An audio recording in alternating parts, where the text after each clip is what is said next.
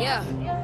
Welcome to the room, take a breath, drop the weight. You've been carrying the world like it never learned your name. I know the smile on the outside, the storm you keep hid, the bills, the grief, the pressure, all the things you never said. But listen, I've seen warriors build from a broken day, turn a scar into a map and a hard no into a way. From the barracks to the boardroom, from the block to the base. If you still got a pulse, baby, you still got a place. This is the reset, reset, reset.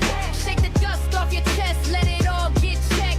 You don't need permission to rise from the wreck. One deep breath, one step. That's the reset, reset, reset, reset. When the mind gets loud, we bring the truth back in effect. You are not your worst day, you the bounce back flex. Stand tall, come alive. That's the reset. Yeah.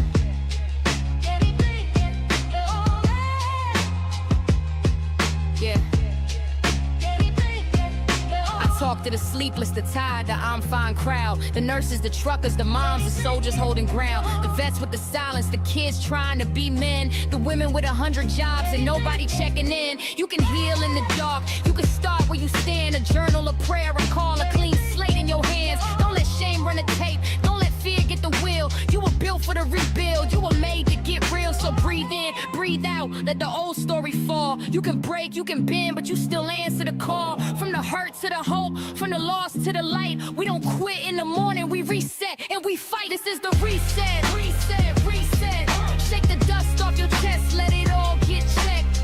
You don't need permission to rise from the wreck. One deep breath, one step. This the reset, reset, reset, reset. When the mind gets loud, we bring the truth back in effect. You are not your worst day, you the bounce back flex. Stand tall, come alive. That's the reset. For the ones still standing, for the ones still growing, for the hearts that got heavy but kept on going. Dr. J on the mic and the message is set. Heal loud, rise proud. That's the reset.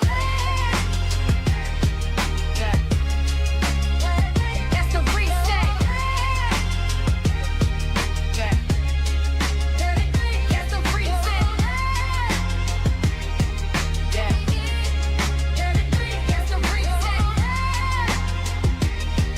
Yeah.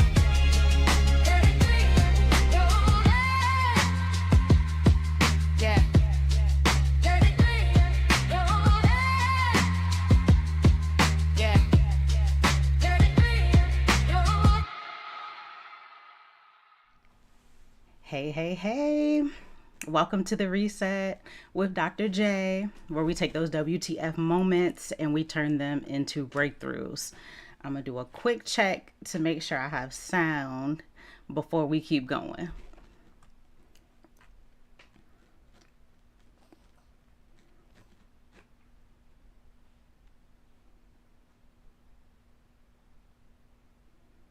Okay, everything looks good on my end. If y'all can hear me out there, go ahead and drop in the chat where you are tuning in from. I love to see who's in the room with me. So I'm Dr. J. I'm an Army vet and a therapist, and this has just been one of those weeks.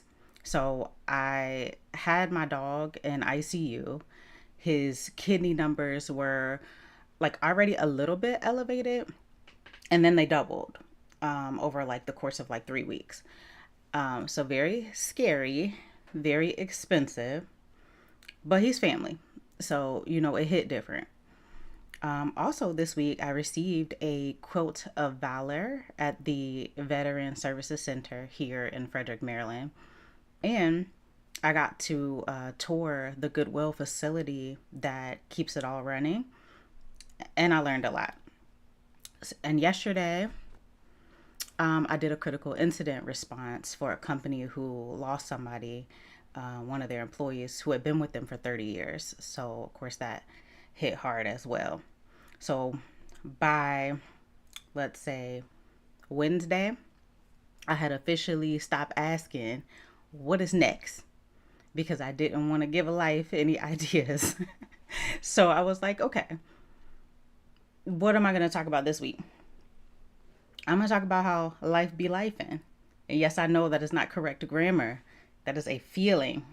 Life be lifing. If you can relate, you know, go ahead and drop that in the chat because I know I'm not alone. But here's what I noticed. sitting with all of this today as I'm just prepping. Every single one of those moments, like the ICU, the quilt, the tour, the grief in that room yesterday, it all came down to the same thing: showing up when life didn't ask your permission first. So that's what today is about. Like, what is your brain actually, what does it actually do, when everything lands at once, and why it hits so hard or it's so difficult, and then how you keep moving anyway, but in a healthy way, right? Because that's what we're talking about here. We're talking about health as well. So drop in the chat where you're tuning in from, so I can know who's in the room. I'm going to go ahead and do my disclaimer. Quick reminder: I am a therapist, but I am not your therapist. This is meant to be a conversation, not treatment. So if you're in crisis, please call or text 988. And for my military folks out there, if you call 988, press 1, because you'll get somebody that's trained in military culture. And sometimes that's really important to us, and that makes the difference that we need it to make. So 988, keep that number in your back pocket if you need it. There's no shame for seeking out a little bit of extra support, especially if you're going through some heavy stuff. So before we get into the science, I want to sit in the story for a second. If you don't know, or you've never sat in like an ICU parking lot, whether it's a person or a pet that you love, your brain starts doing this thing. It's like, maybe it'll be okay. Maybe I should have brought him sooner. Maybe if I had just caught it earlier. And you see all these, hypothetically, you see all these thought bubbles coming up, and it's like this thought, that thought, that thought. So your brain becomes this like terrible screenwriter, writing like the worst case scenario, and then here's another, and then here's another, and then it's on a loop. And you're sitting there in the car, I don't know, let's make it midnight. Let's paint a picture here. Sitting in the car, and you're just starring in this movie that you did not audition for. So, yeah, I know that, our brains do that. And so, but wait, that's your brain trying to protect you. It's not trying to punish you. I was thinking about like this scene of like just being the star of the movie, and I'm just sitting there and I'm crying, and it's a whole mess. And I was like, I did not, sign up for this. And I'm sure we have our moments, that are a little bit heavier where it actually feels like that. But our brain is trying to protect us. It's not trying to punish us, like literally. So y'all know I love my research. If you tuned in to the show before, I love finding out why this happens. And then also, that's why I studied clinical mental health and also became a counselor educator, because it is something that is a passion of mine. It's not just knowledge, it's lived experience as well. So I love to find tools, or I love to share tools, but I also love to find like background as well.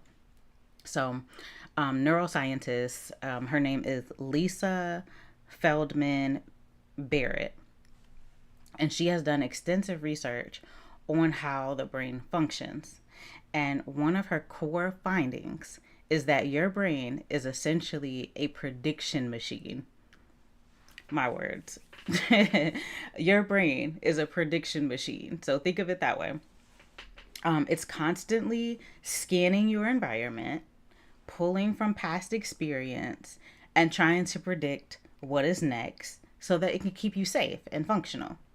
So you think of it like maybe like a GPS that loses signal sometimes. It doesn't, it just recalculates over and over, right? So it's trying to find the route. But that's what uncertainty feels like in your body. So if you've ever been driving and like the GPS will reroute, or like this happened to me the other day where there was like a road closure, And I was like, I don't know where I'm at. So it takes you on this detour and it looks all crazy. But the GPS reroutes and then usually you get back on track. So when things are predictable, your brain runs efficiently. It already has a route. But when things become unpredictable, fast usually is how it happens, it has to work much harder.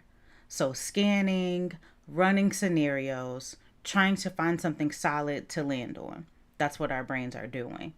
And that takes real energy, physical energy, which is why after a week where multiple things hit back to back, you feel tired in a way that sleep doesn't fully fix. And I know I felt that over the past couple of days. And it's like if you don't take time to rest, your brain and your body will make time for you. So your brain has been working overtime, trying to stay ahead of something that it can't see coming. So that makes sense, if you've ever experienced like extreme exhaustion after something that happens to you. And maybe you don't realize it right away, but maybe it sneaks up on you and you're like, why am I so tired? That's why. Understanding that does not make a hard week easier, though. So let me put that out there. But it makes the exhaustion make sense. So not fixing anything, but literally just more understanding.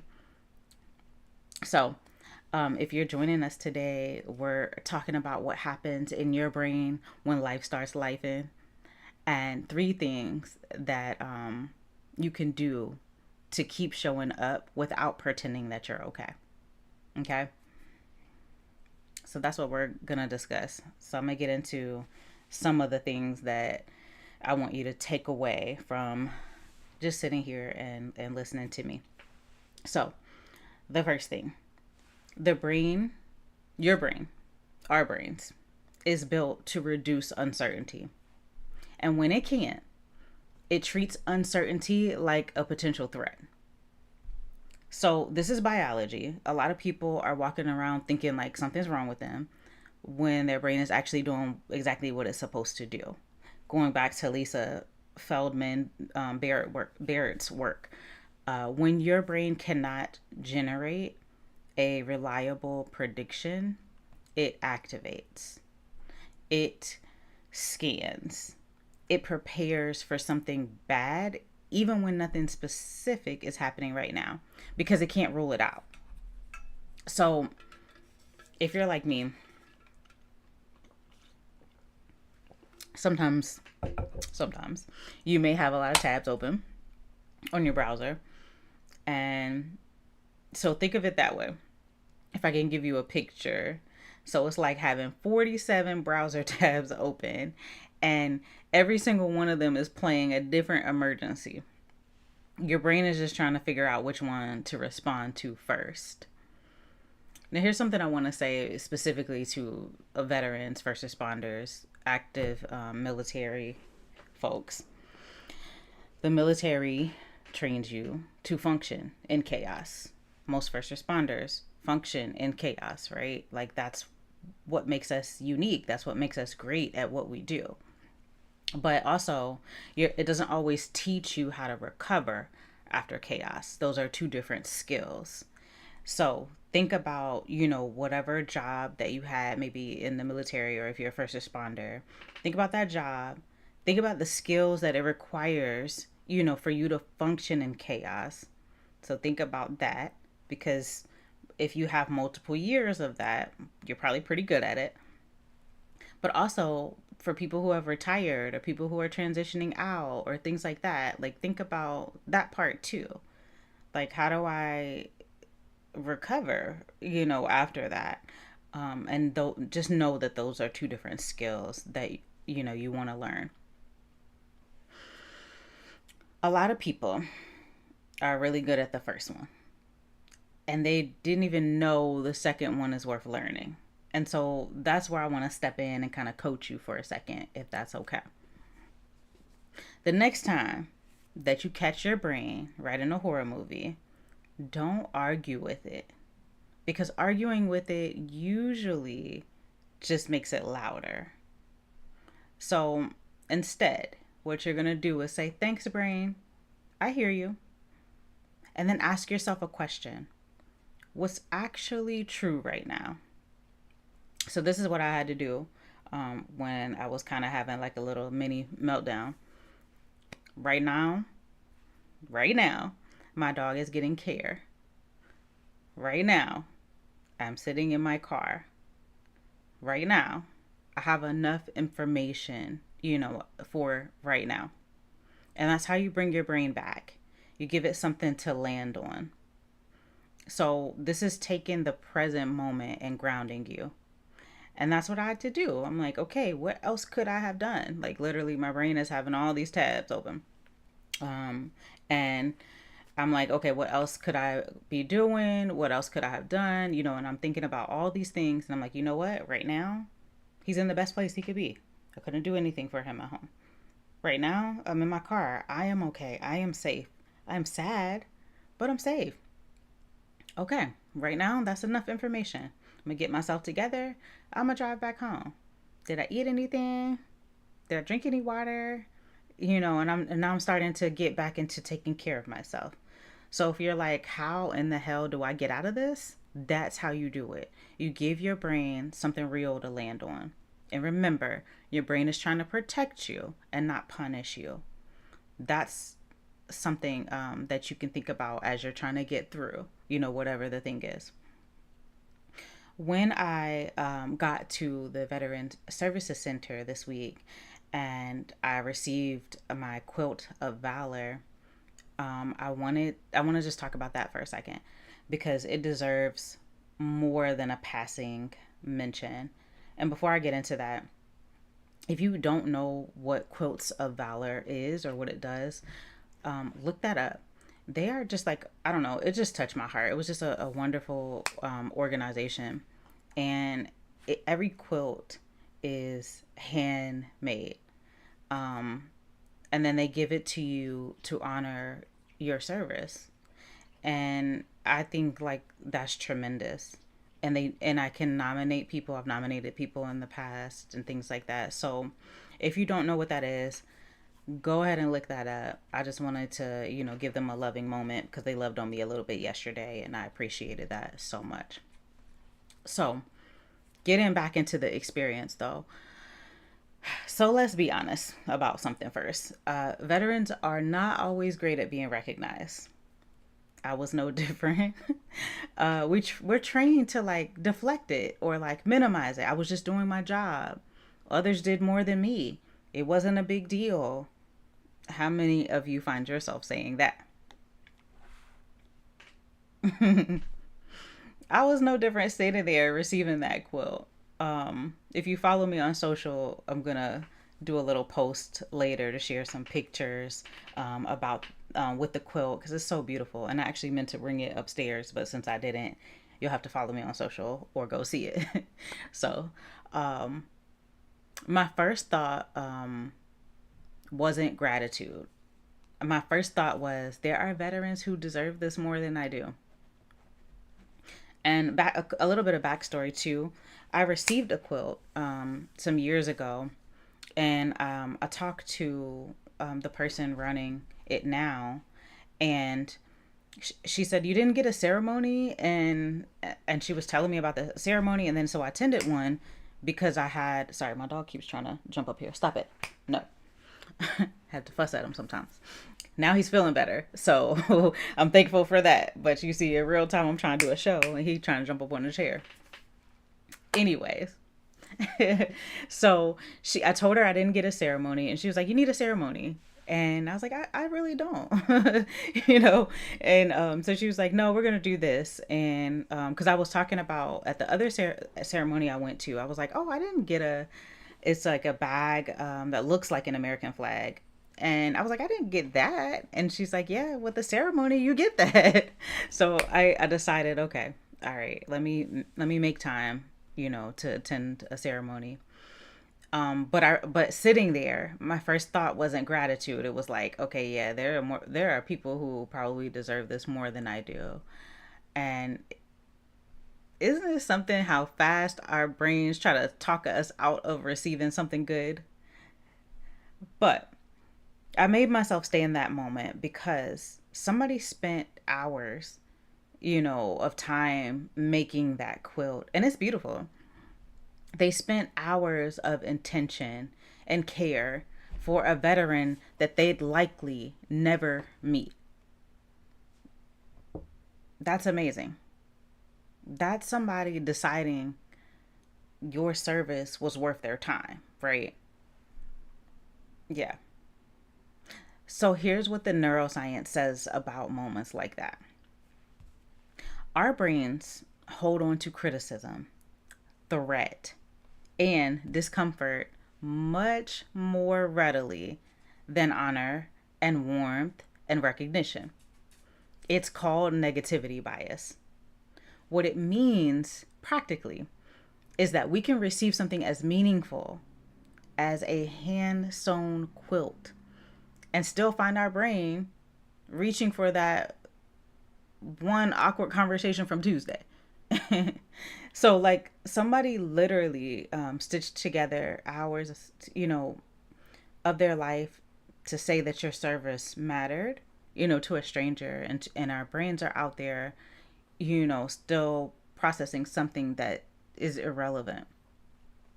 So for veterans especially, like, receiving recognition can feel uncomfortable, like it doesn't quite fit. And if that's you, I get it. I've been there. And that's why I wanted to share this story, because I was observing what was happening as it was happening. And I'm a public speaker. I've done a TEDx. I have spoken at many organizations. I show up for critical responses when people have passed away. Like, I do a lot. But in this moment, I'm like, oh, this is weird. And they want me to say something. And they say, do you want to say something? And I have this beautiful quilt wrapped around me. Of course I need to say something, right? But I was just recognizing that as it happened. So I'm like, yeah, I definitely want to share, because also when I said it, I said something like, as veterans, it's easier for us to serve than be served. And I saw all the heads like this. And I'm like, so y'all, I'm with my people. Your brain needs those moments. So you let them land. You let it feel awkward, especially then. That's how we learn. And so I was actually really grateful, as I was reflecting back on that, looking at my beautiful quilt on the couch and stuff. Um, I needed that moment. I needed to sit in it. I needed it to feel awkward. And so here's your homework from this one. Before you go to bed tonight, pick one thing that you're going to do tomorrow exactly the same way that you did it today. Same coffee mug, same walk, same playlist, same morning routine. And give your brain one thing that it doesn't have to figure out. One thing that's already decided. Think of it like grabbing something solid on a boat in rough water. So if you think about that boat, the waves don't stop. But if you got something to hold on to, then you stop feeling like you're going overboard. That's an anchor. And if your brain has been on high alert this week, that doesn't mean that you're failing. It probably means that you've been carrying more than you realized. So that is what I want you to take away first. Having an anchor. I think an anchor is very, very important when it comes to finding some sort of ground when everything has been pretty chaotic. So my thing is the same coffee mug, or I have the same couple coffee mugs, because I can't just have one. I need a few. But I have the same water bottle, and as you can see, it's my color. I like it. One of my colors, but I love green. But it's the same thing, and that's kind of like my anchor throughout the week. And also, am I drinking water? It has two purposes. But have something that you do the same, so that you can feel, even if everything is chaotic, it doesn't everything doesn't feel chaotic. You're giving yourself like one thing that doesn't. So think about that and how that plays a role in your life and what you can do, because we all need some sort of an anchor. Because when everything else feels out of control, it's like, well, you know what? At least I'm going to get my coffee or my tea with my mug and I'm going to sit for a minute. At least I know that part. Everything else will come after. So that's one thing. The second thing, can we talk about how purpose quiets panic? Purpose quiets panic. So Viktor Frankl, he was a psychiatrist and a Holocaust survivor who wrote one of the most important books on human resilience ever put on paper. Man's with an S, man's searching for meaning. And what he observed watching himself and others in the most extreme conditions imaginable. Well, some of the most extreme conditions imaginable, was that meaning is protective. And so people who held on to a sense of purpose, even inside of suffering, they had a better, they were better psychologically than the people who lost it. So the research has continued across much less extreme circumstances, and it keeps finding the same pattern. So having a sense of meaning and purpose functions as a psychological buffer during stress. It gives the brain somewhere productive to direct its energy. So I saw this in myself this week in a way that I couldn't ignore. I told y'all my dog was in the ICU. I was worried. I didn't have answers. And then at the end of the week was the Goodwill tour for their facility. Goodwill, Monocacy Valley, that is where I live. And they had this tour that we could go on as partners. And I was like, okay, well, let's just see, because the Veteran Services Center is powered by Goodwill. And so I don't know if I ever really thought that deep into the process, and this Veteran Services Center is beautiful. We have workshops there. There's counseling services there. There is people that will help you with your benefits. Like, you type in Veteran Services Center Frederick if you want to know about us, okay? Because there's a lot of stuff. A lot of help for veterans there, and I'm just like a small part of it. So I'm walking through and I'm thinking I'm just getting a tour, and then then they say about one donated shoe still has value. And I'm thinking, wait, what? And then they explain why. Because someone in the world, like, don't care about matching shoes. If I don't have any shoes and you give me 2 size 8s, then I have shoes. So I couldn't stop thinking about that. I was thinking, because we spend so much time believing we're only valuable when we're whole, when we have everything together, when we're functioning at our full capacity. One shoe that's still useful, is still meaningful, and is still capable of doing exactly what it was made to do. Wait, so maybe you're listening today because you feel like or maybe you're listening today feeling like you're only operating at 50%. But here's what I want you to hear. 50% of you still has purpose. 50% of you can still encourage somebody. 50% of you can still make that appointment. 50% of you can still love on your family. 50% of you can still show up. So stop waiting to be 100% before you decide that you're valuable. One shoe still has somewhere to go. And some of you have been waiting until you feel like yourself again, before you can volunteer, before you can apply, or before you can lead or laugh or dream. Don't wait. Your life isn't on hold because you're having a hard season. Healing isn't about getting back to who you were. It's about learning how to lead from where you are. I showed up to the tour while I was worried about my dog and the meaning in that room. Seeing how a system works to support veterans was louder than the anxiety for a stretch, for a little bit. The worrying didn't disappear, but something meaningful was present alongside of it, and that helps. That helps get us through. Going back to yesterday in that room, people were grieving. Same thing. So here's something I want to say to anyone in leadership from that experience. Anyone who finds themselves in a room where people look at them during the hardest moments. Stop trying to be the strongest person in the room. That's a question I get so many times when I show up to an incident where someone has, it's always a death or something terrible that's happened. And the leadership is like, how do I handle this? And you don't become the strongest person in the room. You become the safest.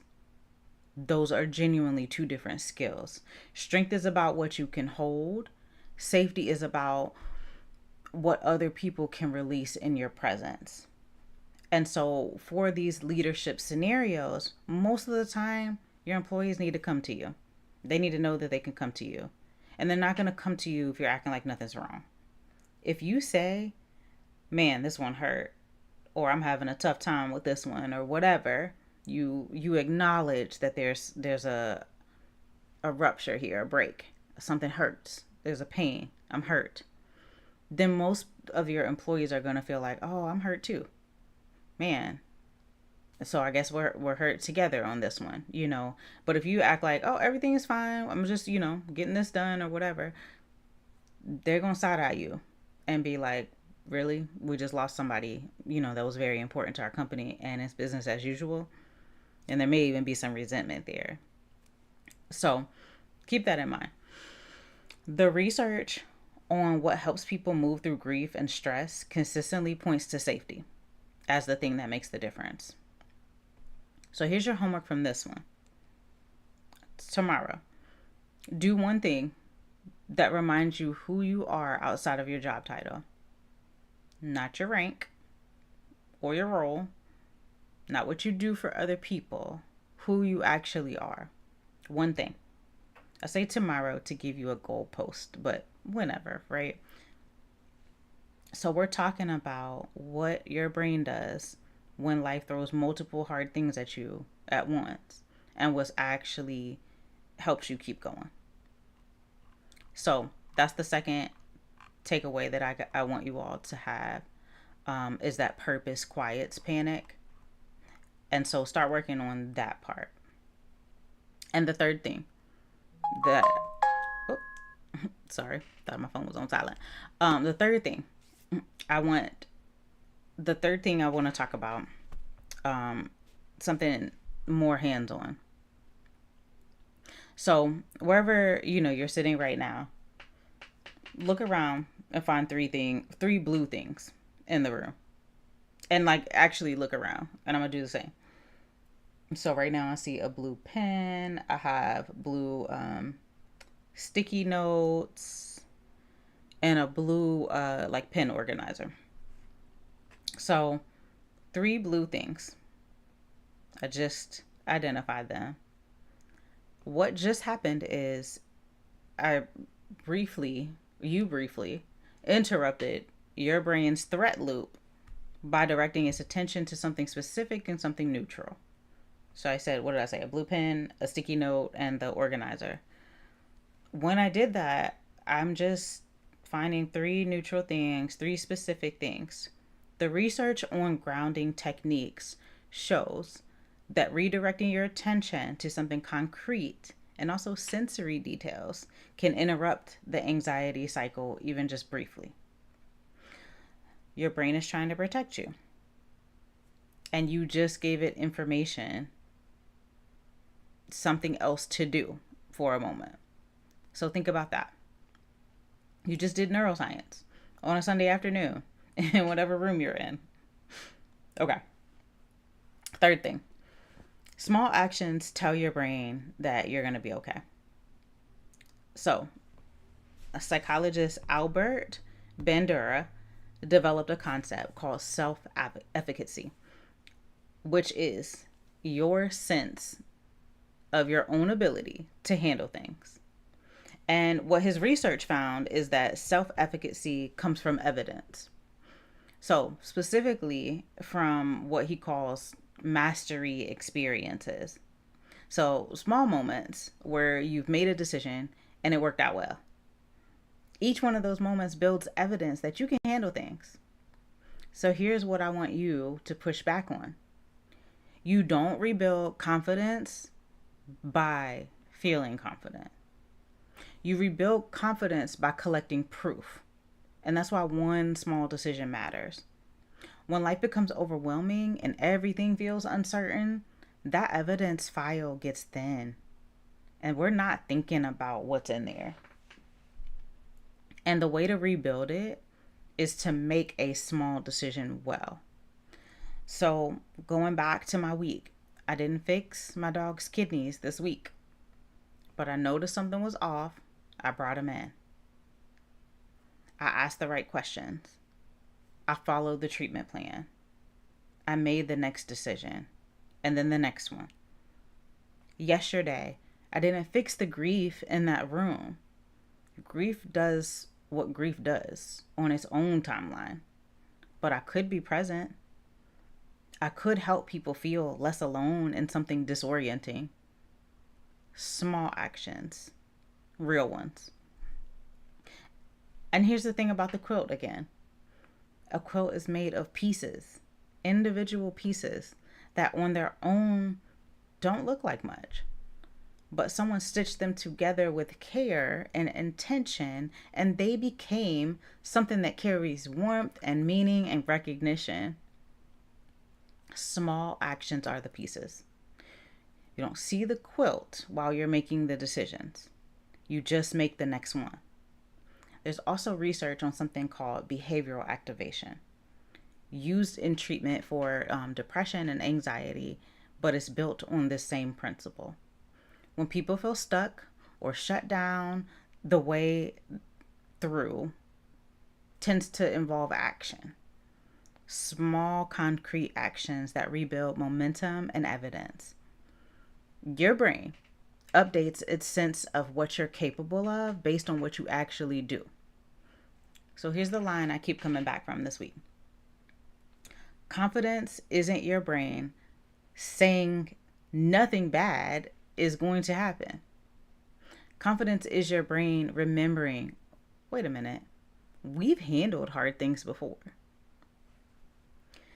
And here's the good news. I think sometimes it gets missed, in a lot of these conversations. The same brain that learned to stay on high alert can also learn to feel safe again. That's what neuroplasticity is. Your brain changes with repetition, which means every time you practice one of these tools, you're not just getting through the day. You're literally teaching your brain a different way to respond. You're not stuck like this forever. So, from number 3, your homework is this. When this show ends, don't make 10 decisions. Make one. Mine's going to be to fold my laundry. And then stop. That's it. One decision. Well made. That's your brain's evidence for today. And usually that feels good. So, before I wrap, I just want to ask you something. And I don't need you to answer it in the chat. This one is just for you. What if you're not exhausted because you're weak? What if you're exhausted because your brain has been protecting you all week? Your brain has been working hard, running scenarios, managing uncertainty, absorbing what's happening around you to keep you safe and functional. That's not weakness. It's a system doing its job under a heavy load. And maybe you needed to hear today isn't push through. Maybe what you need to hear is your exhaustion makes sense. Recovery isn't something that you earn after the mission. Recovery is actually part of the mission. So, 3 things from today. Your brain is built to reduce uncertainty. Give it one anchor. Think about it before you go to bed. One thing that it doesn't have to figure out tomorrow. Mine will be my coffee cup. Yeah, my tea routine is pretty much my anchor in the morning. Number 2, purpose quiets panic. One shoe still has somewhere to go. Tomorrow, do one thing that reminds you who you are outside of any roles that you play. And we probably play a lot of roles. But who are you outside of all of those roles? And 3, small actions build the evidence that your brain needs. When this show ends, make one decision and then stop. This week reminded me that life can change in a phone call, a lab result, a ceremony, a conversation. But it also reminded me that healing happens the same way, one moment at a time. And your brain was built to keep you alive, but you also get to teach it how to live. That's the reset. So before your head hits that pillow tonight, here's your reset. Thank your brain for trying to protect you this week. Pick one thing that will stay the same tomorrow, and one decision your future self will thank you for. That's it. Resilience is not optional. It is the mission. I'm Dr. J, and you got this. This is the Reset with Dr. J, where we take those W.T.F moments and we turn them into breakthroughs. Have a good day, y'all.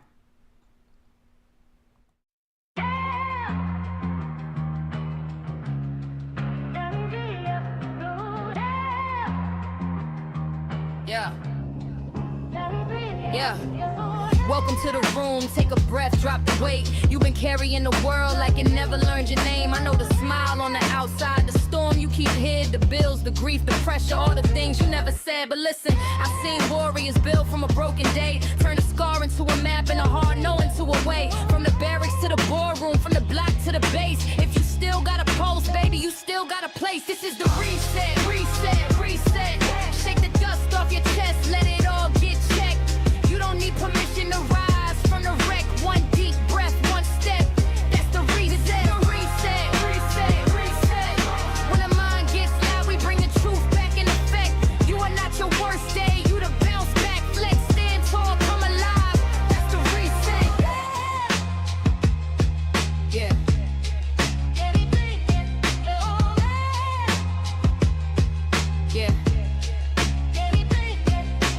Talk to the sleepless, the tired, the I'm fine crowd. The nurses, the truckers, the moms, the soldiers holding ground. The vets with the silence, the kids trying to be men. The women with 100 jobs and nobody checking in. You can heal in the dark, you can start where you stand. A journal, a prayer, a call, a clean slate in your hands. Don't let shame run the tape, don't let fear get the wheel. You were built for the rebuild, you were made to get real. So breathe in, breathe out, let the old story fall. You can break, you can bend, but you still answer the call. From the hurt to the hope, from the loss to the light. We don't quit in the morning, we reset and we fight. This is the reset, reset, reset. Shake the dust off your chest, let it all get checked. You don't need permission to rise from the wreck. One deep breath, one step. This the reset, the reset, reset, reset. When the mind gets loud, we bring the truth back in effect. You are not your worst day, you the bounce back, flex, stand tall, come alive. That's the reset. For the ones still standing, for the ones still growing, for the hearts that got heavy but kept on going. Dr. J on the mic and the message is set. Heal loud, rise proud. That's the reset.